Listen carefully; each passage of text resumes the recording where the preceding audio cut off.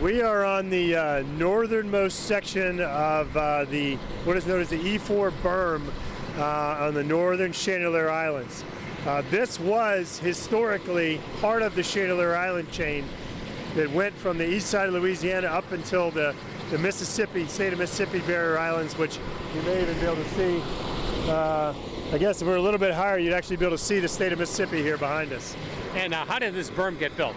Well, this entire area just a few months ago was open water, and now, as you can see both behind me and in front of me, you have miles and miles of a sand berm that was built, dredging millions of cubic yards of material from an area north of here to actually reestablish or build this berm here along the alignment of the Chandelier Islands. And what is the purpose of the berm? This berm was approved by the National Incident Commander to serve as an oil protection structure. And what we found during the oil spill was that oil was coming in both surface and subsurface. In addition, because of Louisiana's fragmented coastal area, because of the loss of 2,300 square miles of land and wetlands, we have this very fragmented, very disjointed coastline. And what this does is this is tens of miles offshore Louisiana's coast.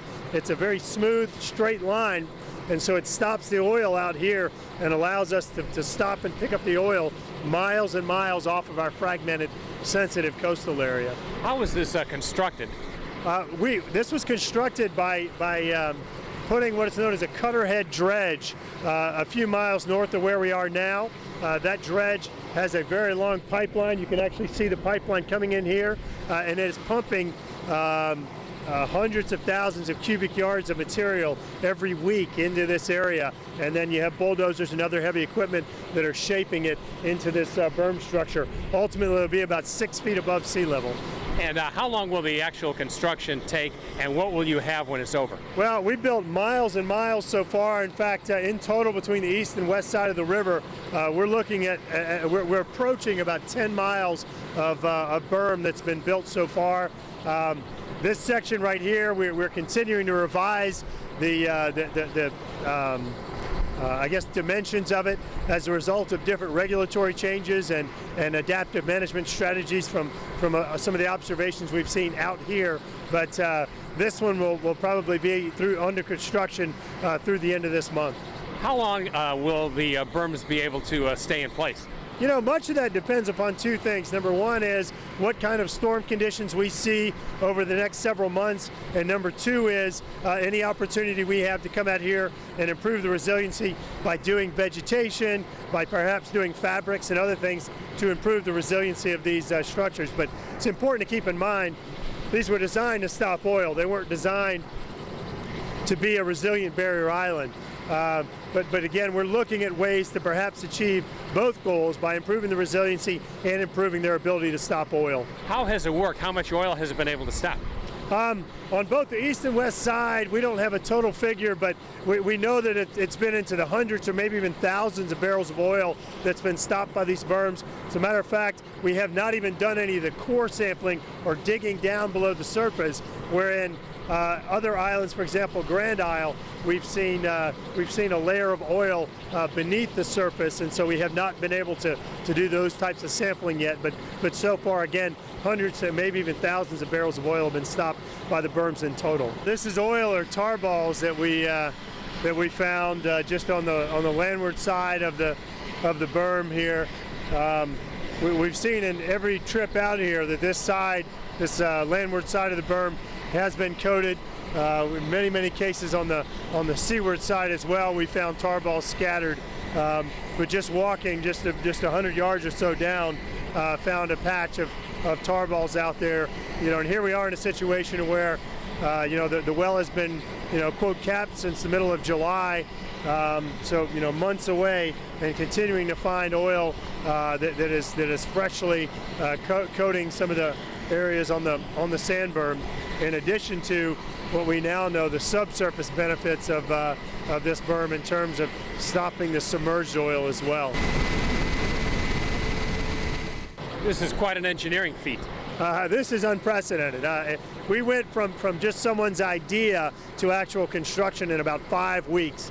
This is hundreds of millions of dollars. It's tens of cubic yards of material.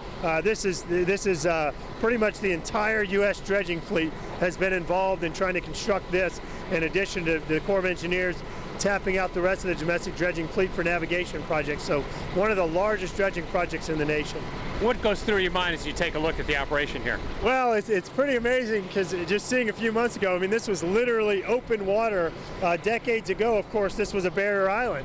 And so it's amazing to me to see that this was, open water that you couldn't stand up anywhere out here. And today you're able to walk for miles along this berm. It's pretty incredible. Man, it's unbelievable to fly over this area here and see how there's literally nothing left compared to what there was. As a kid coming up, even 15, 20 years ago, you'd come out here and fish, and there was a long stretch of islands in a lot of areas. And now there's only one small speck of island here in the northern Chandelier chain. It's a little sad if you think about it, but looking at what we're seeing here with the berm, just the little piece that we can see from where I'm standing, it's a pretty impressive expanse of land. I didn't know what to expect, but you have to imagine that this could help protect those islands that do exist, and maybe even help rebuild the habitat that was once out here. What's your reaction to what you've seen here? I'm impressed. You have to be impressed by what you see. This is a very substantial piece of land that we're standing on here, a couple hundred yards wide at the point where we're standing, and it's hard to imagine that this wouldn't both protect the areas inside from the oil and also help protect it from storm surge and hurricanes and continued erosion. What kind of an impact is this going to have? Well, we have to expect that certainly it will catch any oil that remains out there and protect the inside areas from that oil, but also it'll have a very protective quality to keep the storm surge and protect us from storms. We flew over Pelican and Schofield Island over on the west side of the river, and you could see where the National Guard had done their airdrop operations to try to block the oil from passing through those degraded islands into the Barataria Bay. And what you could see was the berm operations, the berm that had been constructed on the seaward side of the islands and on the airdropped areas. And those berms, a few miles of berms, are blocking the oil once again from on the west side of the river from getting further into the Barataria Bay. We also went up into Bay Jimmy and could see active oil removal operations. You could see what happens when areas get oiled because of all the fringe marsh or the marsh that was dead in the first few yards of many of these barrier island areas up in the Barataria Bay. Give us an idea on the volume of earth that was generated in order to create these two berms. Yeah, it's pretty amazing. So on the total cubic yards of material that's been moved is somewhere around 13.5 to 14 million cubic yards of material. On the west side of the river, to date, somewhere around 3 to 4 million cubic yards have been placed. You still have millions and millions of cubic yards of material that are sitting out just a few miles offshore from those berms.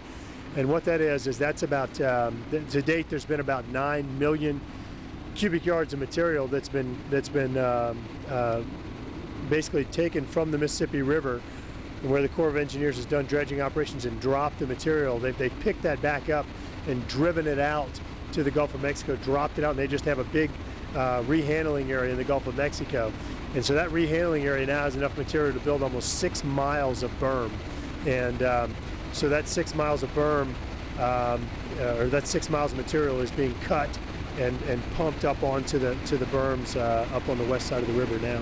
As you take a look at the oil that's visible in the marsh, give us your assessment of just how much longer we expect to see oil pop up in the marshes. Well, I mean, it's pretty incredible considering that, even the government's estimates suggest that you have in excess of 2 million barrels of oil in the Gulf of Mexico today. That's exponentially more than we saw during the entire Valdez incident. And interestingly, it is much more than was actually known to have been in the Gulf when the berms were approved initially. So to some degree, we have a greater threat today of oiling than we did when these berms were initially approved.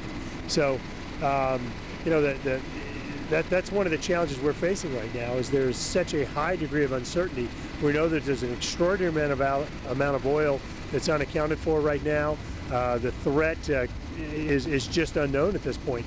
It's very clear that early on in this disaster, the BP and the Coast Guard and many others weren't adequately prepared, and so we're not going to stop efforts to protect the coast and protect our communities just because there's a lack of information in terms of the threat. We're going to continue moving forward, and if we get accused later on of being overprotective of our coast, that's a criticism that we'll happily take.